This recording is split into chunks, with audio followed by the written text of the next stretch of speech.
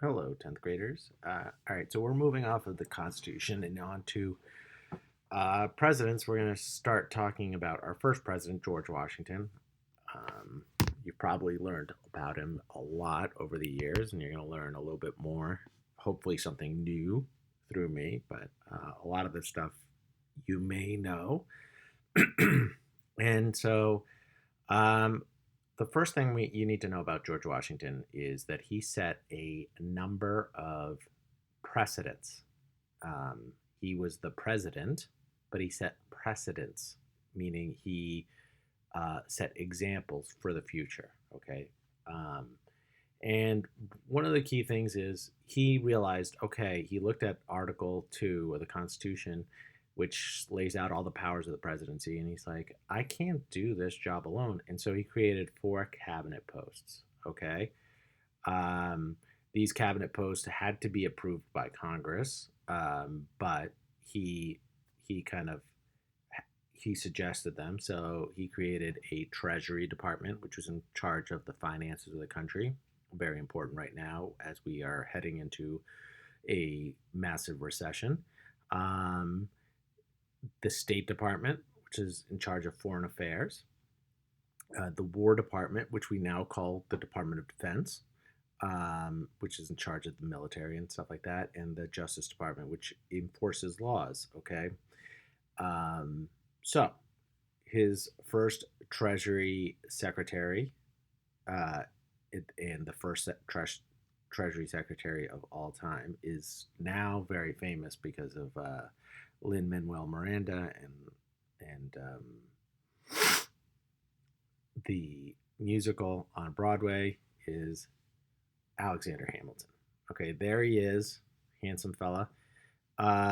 He was born in Barbados, and therefore, which was not part of the United States.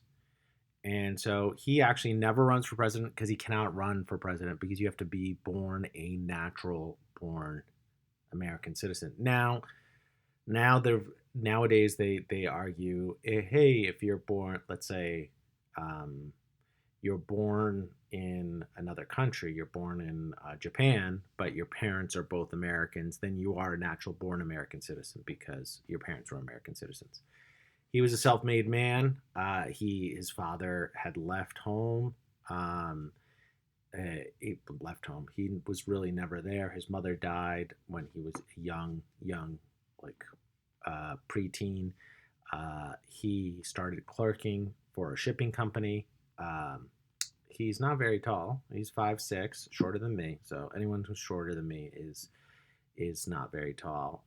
He was Washington's personal secretary during the war. Becomes a war hero. He leads some troops at the Battle of Yorktown. He becomes a lawyer, and then he writes all those Federalist Papers. So he is pretty involved in creating the Constitution. And when Washington gets elected, he said he'll come work for him if he's either the Treasury Secretary or the Secretary of State. Washington puts him in the Treasury Department. Our current Treasury Secretary is, and this will get dated if I use these ever again, but our current Treasury Secretary is Steve Mnuchin, who's, before he was Treasury Secretary, was not a lawyer, but instead was, well, maybe he's a lawyer, but he was most famously like a movie producer, like the movie Central Intelligence and other movies. If you look his IMDb page, he's made a lot of movies. Okay, so Hamilton, he was part of the what was known as the Federalist Party when you guys did the Hamilton versus Jefferson comparison. That they were kind of the two leaders of the two opposing parties. He had three major plans, which we'll get into detail in a little bit. The State Department was created also. The State Department is in charge of foreign affairs and talking to people from other countries. Uh, Jefferson is kind of the opposite of Hamilton. Hamilton was born poor on an island. Jefferson was born rich with a lot of land in Virginia. He also is a lawyer. He was a Francophile, meaning he loved the French. Hamilton loved the English. There was just a lot of.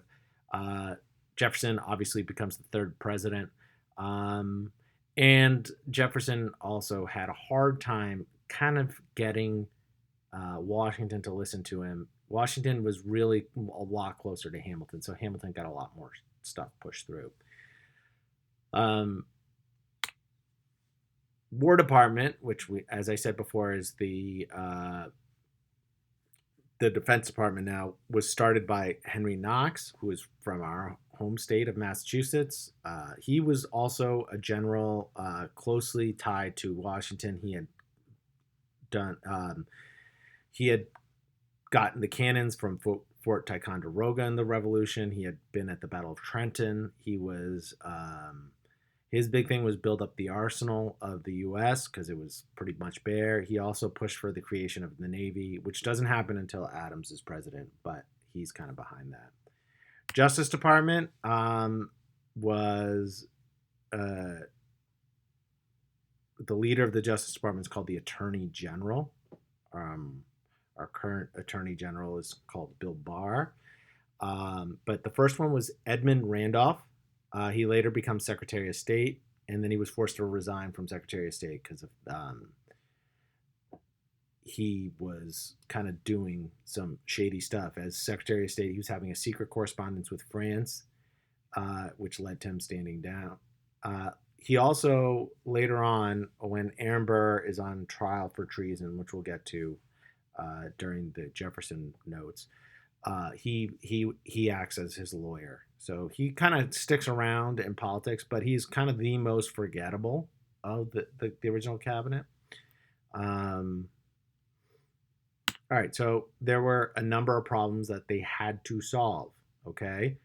And these problems were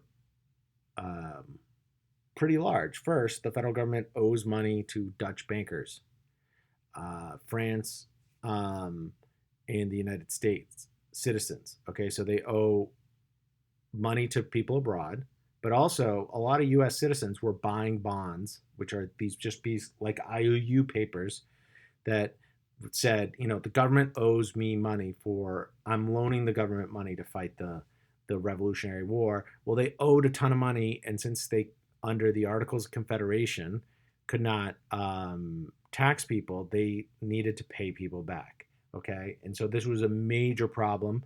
Obviously, this falls under the Treasury Secretary, and this needed to be done. Another problem was they needed to regulate trade. Trade in between the states. States had rules that you had to like pay like customs duties and taxes going from like Massachusetts to New Hampshire, for instance. And this was a real problem, and it was slowing things down, and there was interstate commerce problems, and that had to be regulated again under the Treasury Secretary. They had to establish a federal court system because Article 3 of the Constitution said there would be a Supreme Court. And so Congress has to create what that's going to look like. So that is going to be a major thing that they have to do. They have to conduct a census. This year is a census year. You've probably gotten a ton of stuff in the mail, emails, all that kind of stuff at your house. And the census is super duper important, okay? Because if you want your state to have a big count, because you get more representatives in the House of Representatives if you have a lot of people. If they count less people, or if your state loses people every 10 years, then those people, those states will lose their representative to another state. And so it is really, really important you fill that out. And you have to be truthful, but you want to make sure that you are truthful, that who's living in your house, how many people live in that house. And then there was the issue of Native Americans, okay? So how would you solve this problem, okay? These problems, which one's most important? How do you prioritize, and what are you going to do? So normally, if we were in normal times and we were in school, I would have you pair with a partner, okay? what is the first course of action to solve these problems. So listed all of those problems would be, you'd go through them all with a partner. You're going to just do it at home, or you can like find your little brother or something and do it. And why was the new government under the Constitution better equipped to solve these problems? You know the Constitution. Why is it better to solve? So what I'm going to have you guys do, this is your assignment. So there was 10 minutes of notes, and here's the assignment. You are going to, on your own, not pair with a partner, you're going to answer these two questions, as well as how are you going to solve these 5 problems. Okay, easy peasy. When we meet again later this week, I will give you the solutions and give you the rest of the notes. So I will put these will be in the Google Doc that you're going to answer the questions in. And you will try to be creative, try to give a good answer, and that this is due by the next time we meet. So, in these weird times of not being in class, this would be done in one class period. This you've got like 3 days to do it, so easy peasy, easy Monday. Okay.